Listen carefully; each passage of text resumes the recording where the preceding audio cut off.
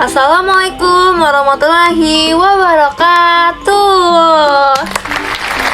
Halo semuanya, perkenalkan nama saya Deli Septiana Laili, mahasiswa dari Prodi Bahasa dan Sastra Indonesia dengan nomor NPM 2023-21500-141. Nah, di sini saya akan memberikan pengetahuan dan sedikit informasi tentang 3 materi, yaitu pembelajaran kooperatif, yang kedua ada pengelolaan kelas, dan yang ketiga ada psikologi belajar dan pembelajaran. Nah, untuk materi pertama yang akan saya bahas yaitu tentang pembelajaran kooperatif. Untuk lebih tahu selengkapnya, mari kita simak. Hayo, siapa yang belum tahu tentang pembelajaran kooperatif? Di sini saya akan memberitahukan kepada kalian semua apa pengertian dari kooperatif sendiri. Nah, pengertian kooperatif sendiri itu merupakan strategi di mana siswa ini bekerja bersama untuk mencapai tujuannya, untuk meningkatkan partisipasinya, lalu memberikan pengalaman kepemimpinannya juga, lalu dalam pengambilan keputusannya juga, serta memungkinkan siswa ini berinteraksi dan belajar bersama meskipun memiliki latar belakang yang berbeda-beda. Nah, pembelajaran kooperatif sendiri ini merupakan model pembelajaran di mana siswa ini bekerja bersama dalam kelompok yang kecil. Nah, contohnya seperti apa? Contohnya itu misalkan kegiatan yang biasa dilakukan di dalam kelas, misalkan diskusi kelompok, lalu ada juga tugas sebaya, lalu ada presentasi, dan dalam presentasi tersebut ada menyelesaikan studi kasus bersama. Lalu terkadang juga guru memberikan sebuah proyek untuk dikerjakan bersama teman-teman lainnya. Nah, dikarenakan hal ini perlu dilakukan oleh seorang guru untuk siswa ini dapat termotivasi, karena adanya pembelajaran bersama teman-temannya menjadikan siswa ini tuh lebih senang dan bisa mendorong siswa itu lebih aktif karena terlibat dalam diskusi bersama teman-temannya ini. Nah, lalu dan mengapa nih perlu adanya pembelajaran kooperatif? Di sini saya akan menjelaskan beberapa tujuan dari adanya pembelajaran kooperatif ini. Yang pertama itu meningkatkan pemahaman akademik. Nah, di mana membantu siswa memahami sebuah materi pelajaran secara lebih mendalam melalui diskusi tadi dan berbagai pengetahuan yang dimiliki di dalam kelompok. Lalu yang kedua itu ada mengembangkan keterampilan sosial. Kenapa? Karena dapat mendorong siswa ini untuk belajar bekerja sama, berkomunikasi, lalu memecahkan masalah dan mengambil keputusan secara bersama. Nah, lalu yang ketiga ada memupuk tanggung jawab individual dan kelompok. Nah, karena hal ini juga mengajarkan siswa ini untuk bertanggung jawab atas pembelajaran mereka sendiri sekaligus memberikan kontribusi mereka untuk keberhasilan sebuah kelompok tadi. Lalu yang keempat itu ada membantu siswa menghargai perbedaan. Nah, hal ini dapat melatih siswa untuk menghormati keragaman yang ada di dalam kelompok. Misalkan itu perbedaan pendapat yang ada, lalu latar belakang mereka yang berbeda-beda, bahkan kemampuan yang dimilikinya juga kadang berbeda-beda. Lalu yang kelima itu ada membangun rasa percaya diri. Nah, dengan hal ini juga memberikan kesempatan kepada siswa tersebut untuk berkontribusi dan merasa dihargai ini, karena dapat mengutarakan pendapat mereka sehingga mampu meningkatkan rasa percaya diri di dalam mereka. Nah, jika semua tujuan tadi diterapkan dengan baik, maka pembelajaran kooperatif dapat menjadi strategi yang efektif untuk meningkatkan pembelajaran dan pengembangan karakter siswa. Nah, selanjutnya kita akan membahas tentang karakteristik dari pembelajaran kooperatif, yaitu ada 4 karakteristik. Yang pertama ada pembelajaran secara tim. Nah, di mana kelompok belajar ini terdiri dari siswa dengan latar belakang yang berbeda, kemampuan yang dimilikinya juga, ataupun gaya belajar yang berbeda juga. Karena hal tersebut, siswa diarahkan ini untuk bekerja sama mencapai suatu tujuan pembelajaran seperti menyelesaikan tugasnya ataupun proyeknya. Contohnya, dalam pembelajaran IPA, ada beberapa siswa yang dikumpulkan menjadi satu tim dan membuat model sebuah sistem tata surya. Nah, setiap anggota tim itu kan memiliki peran yang berbeda-beda, seperti ada yang menggambar, membuat model, dan mempresentasikan hasilnya. Lalu yang kedua ada manajemen kooperatif. Nah, dalam pembuatan kelompok ini tuh dalam pembagian tugas ini pasti sudah ada langkah-langkah yang dilakukan dalam kelompok yang memang sudah dibuat karena melibatkan perencanaan tadi, pelaksanaan terus, dan evaluasi bersama. Nah, semua anggota juga ini memiliki tanggung jawab yang sama juga untuk memastikan suatu keberhasilan kelompoknya sebelum mereka menyerahkannya kepada guru tadi. Lalu yang ketiga ada kemampuan bekerja sama.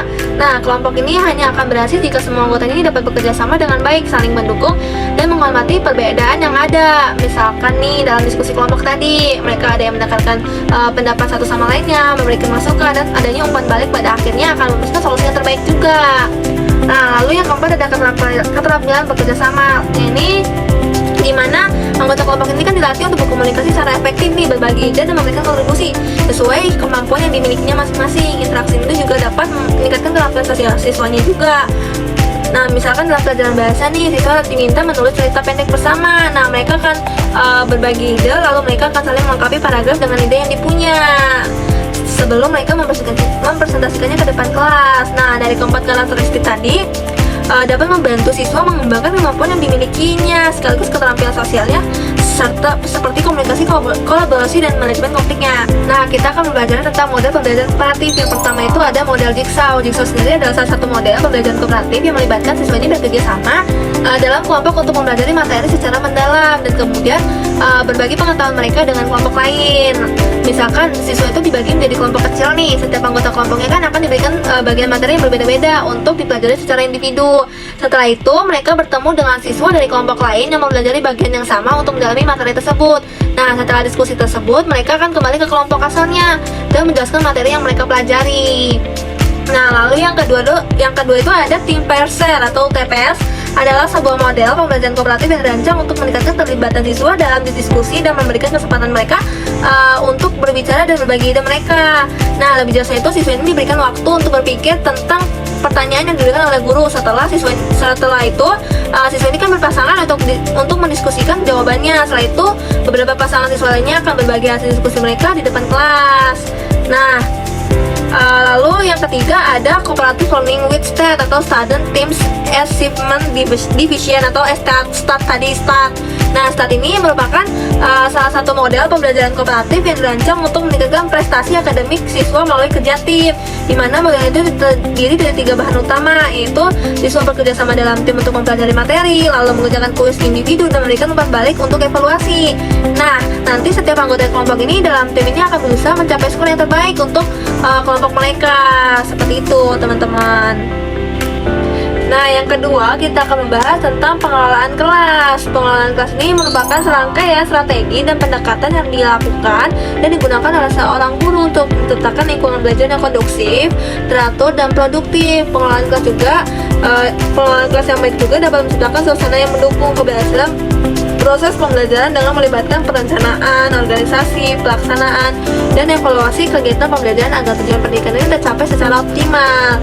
Nah, ada beberapa hal penting dalam kooperatif nih, dalam pengelolaan kelas. Misalkan yang pertama itu penetapan aturan yang jelas. Nah, penetapan aturan yang jelas ini dan konsisten sangat penting untuk menciptakan suasana kelas yang tertib dan teratur. Aturan ini tuh membantu siswa memahami apa yang boleh dan tidak boleh dilakukan. Guru juga perlu menjelaskan aturan dengan tegas dan mengulanginya secara berkala agar siswa ini tetap ingat dan mematuhinya. Lalu yang kedua ada pengaturan ruang dan waktu.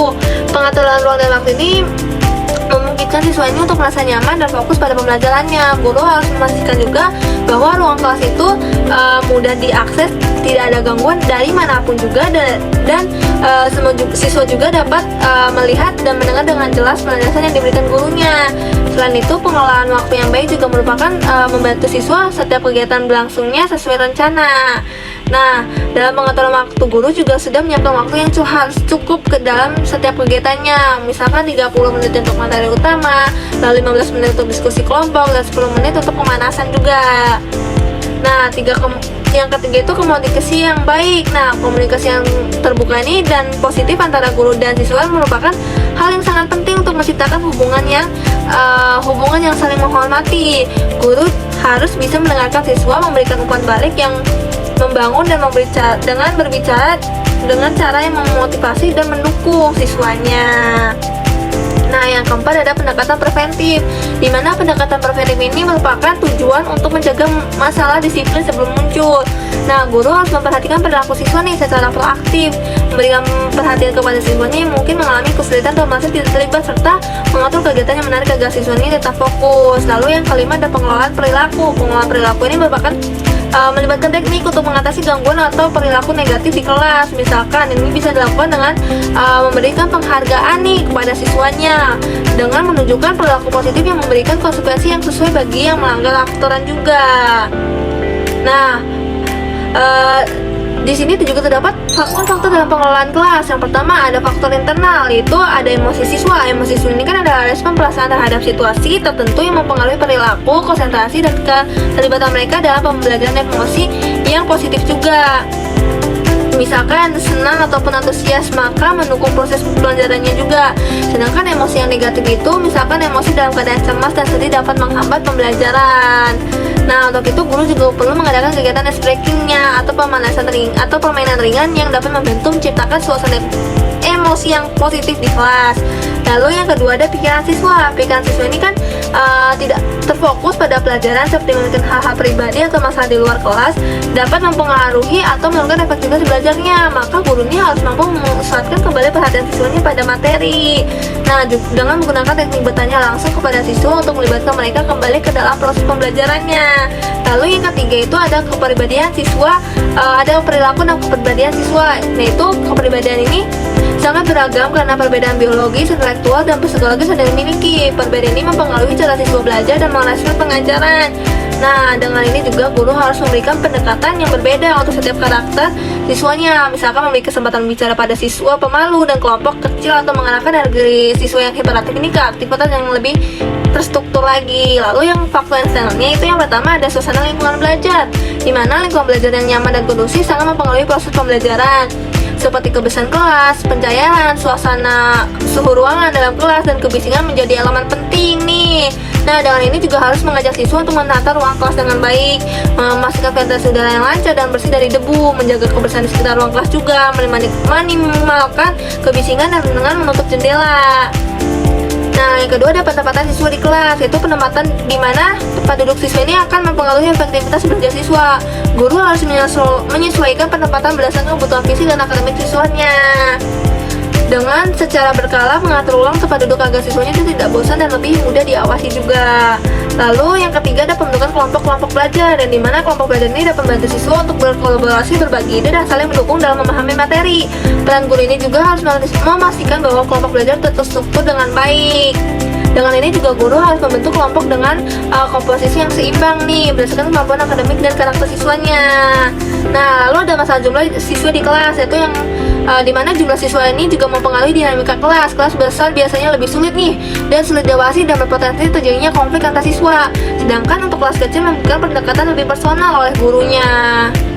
Nah, untuk itu guru perlu membagi siswa ini menjadi kelompok yang kecil saat aktivitas tertentu untuk memudahkan pengawasan di dalam kelas yang besar.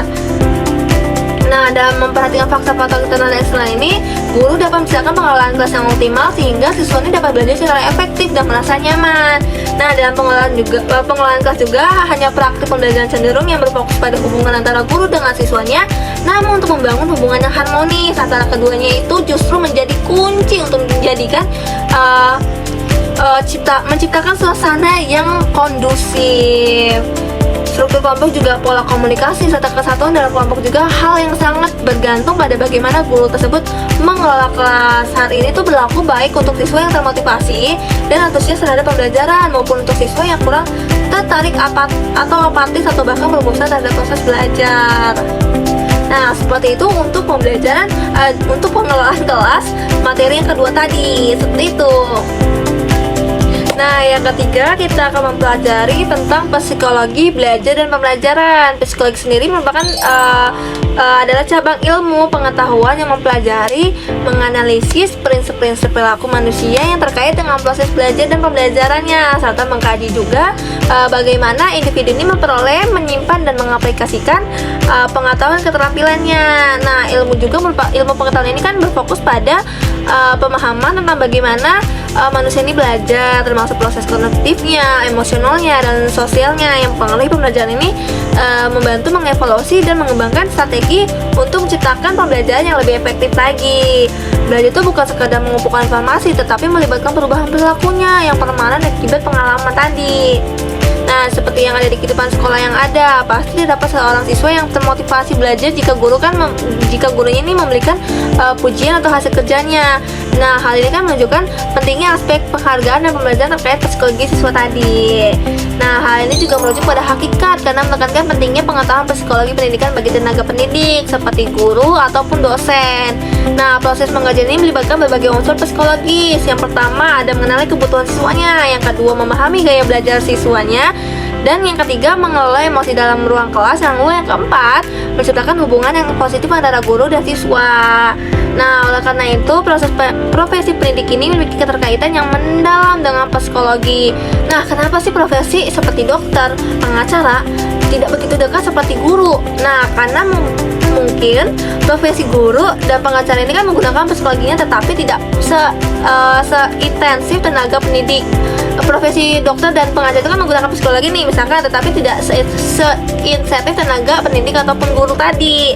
Nah, karena dokter ini kan lebih berfokus pada fisik pasien, sementara pengacara kan pada hukum. Nah, guru ataupun dosen kan harus mendalami psikologinya untuk memahami pola pikir, emosi, dan perilaku siswanya dalam proses pembelajaran. Nah, guru yang memahami psikologis yang baik itu dapat menangani siswanya yang merasa frustasi saat tidak memahami materi dengan memberikan dukungan emosionalnya dan dorongan posisinya.